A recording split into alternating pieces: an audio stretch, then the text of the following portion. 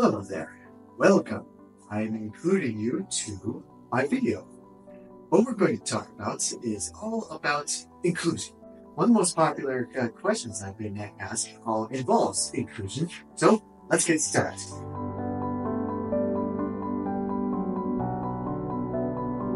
One of the questions involving it is, what makes those with autism feel left out? And one of the things I will say, to put it simple, without dragging it on, is simply because a lot of people with autism would feel like they are left out, is because they would feel like they don't belong in normal society. Like, for example, they think differently, they behave differently, they are different. So it is very hard to imagine how to be included in a world where the majority do not have autism. And it's really quite understandable to feel that way, and feel very left out, like you don't really know what to do in these certain situations.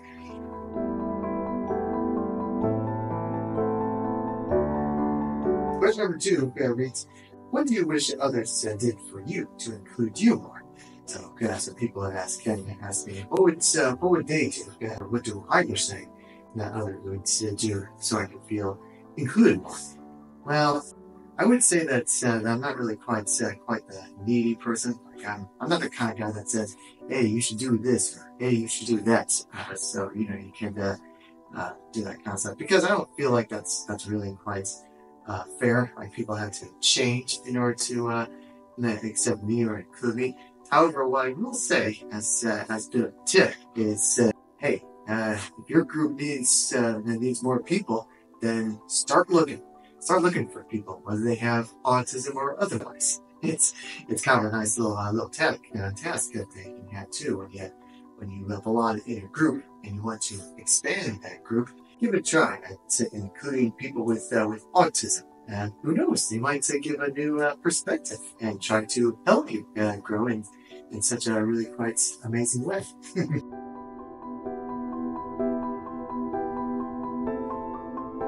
What should people avoid when it comes to inclusiveness?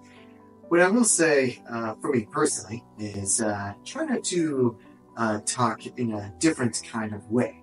Don't feel like you have to slow down your voice and try to talk in a way that makes me understand or anything like that. And especially when it comes to sports, because I was and still am quite a bit.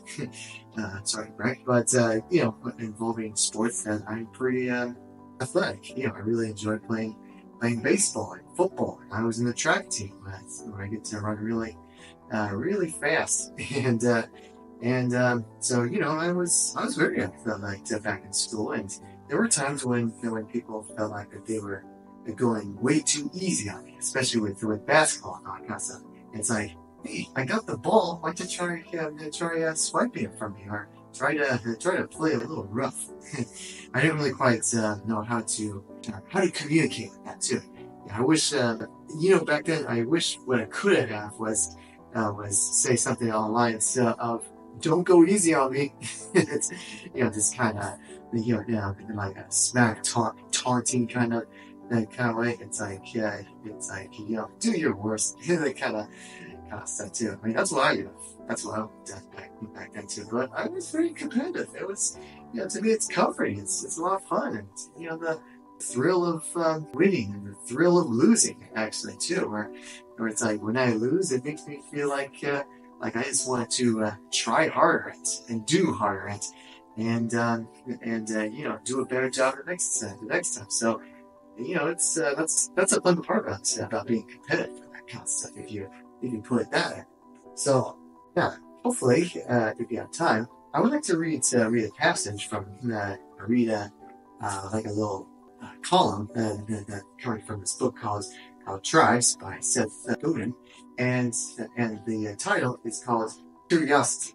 So, what is the title? So I'll tell you in a bit once I start to read it. So this is really important when it comes to inclusion. So hope you enjoy it.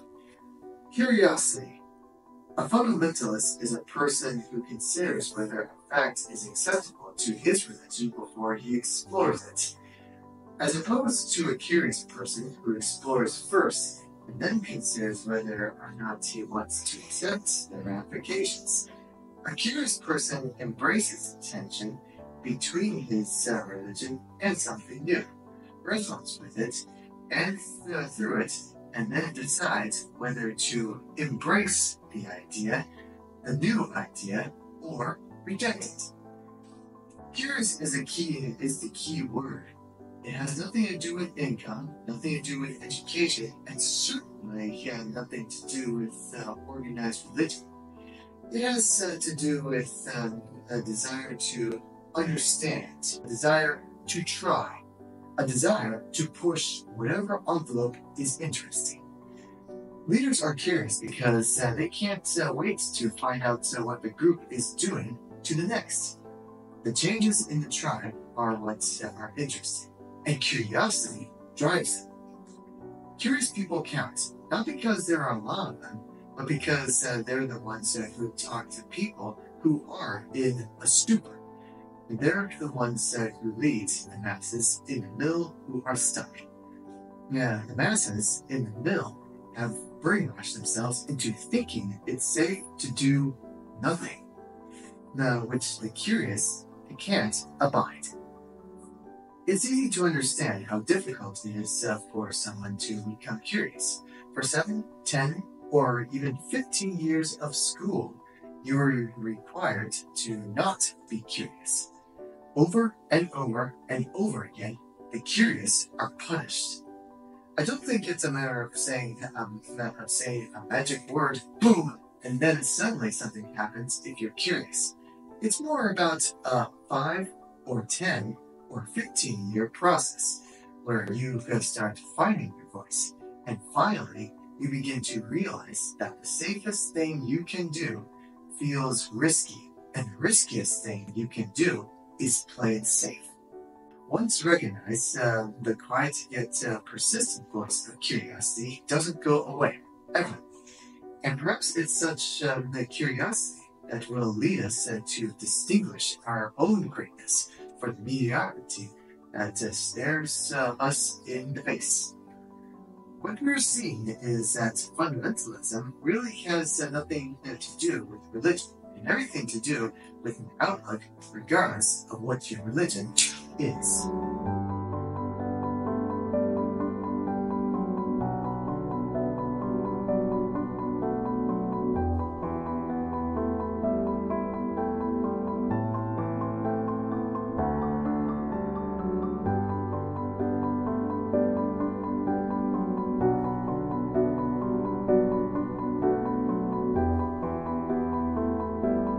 They say it's 5 to 10 or 15 years.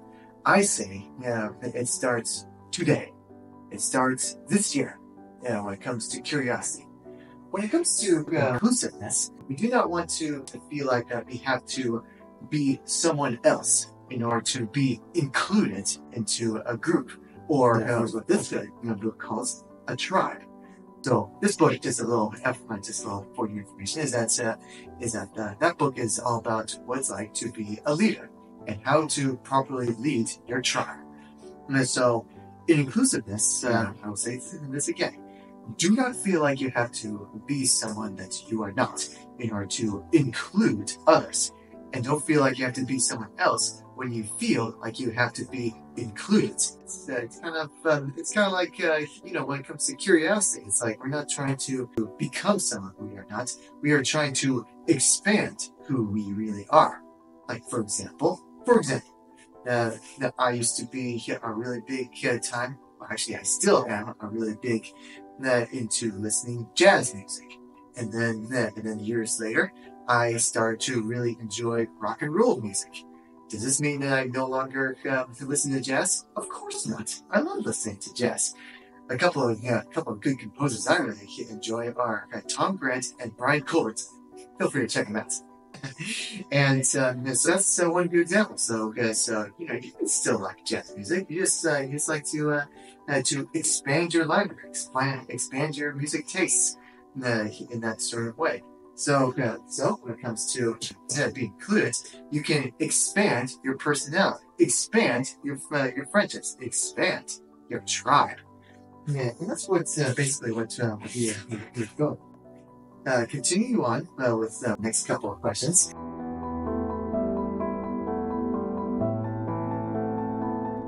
What is the main thing to remember that will help you to make sure those with autism feel included? Exactly what I said is be yourself. Don't feel like you have to include people with autism because you have to, or to prove to everyone that you're a nice guy. No, you don't have to do that. What we are going for is that we include others because we want to. We want to get to know people. We want to know their special, unique, gifted abilities. We want to dig into their minds and see what amazing ideas that they have.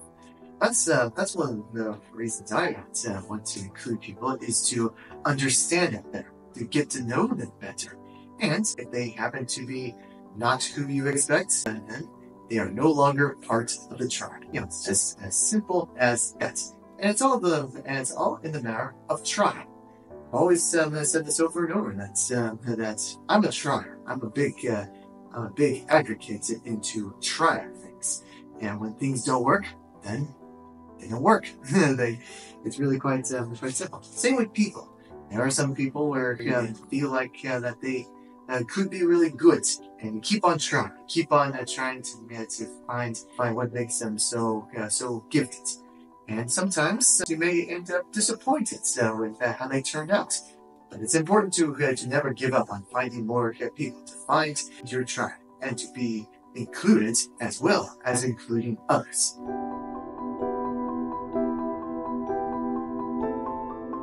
The final question reads, what is something easy to start with? So, the easiest thing we can do is at school. You can start with one thing, and that question is, what are you most interested in?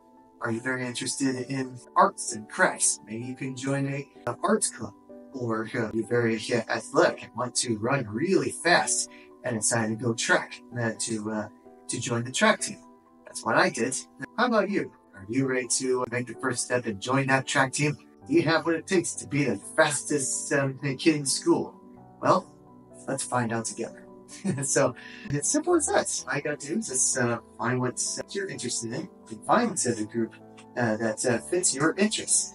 And it's only a matter of time before you can find your tribe. You can find your acceptance, and to find your inclusiveness in that sort of area. So that's an easy place to start. Start with school. You can start with, or if you're having to be religious, you can start with going to your local church, or any kind of group that you go into, or even your current job where you want to get to know the people more.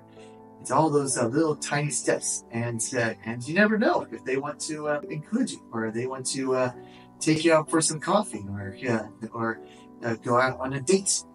Just never know unless you give it a try. And that's why I've always been such an extraordinary advocate in the world of trying. I'm a trier. How about you? Are you a trier too? And that's the challenge I want to give all of you for that kind of thing. Inclusiveness doesn't happen automatically. It takes effort. It takes courage. It takes a lot of work. But I know that it can work. If you can find at least one person that can include you, then you have found your community.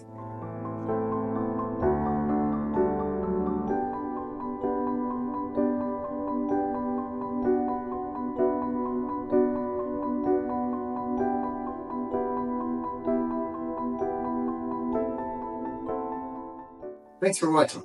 I'll see you next time.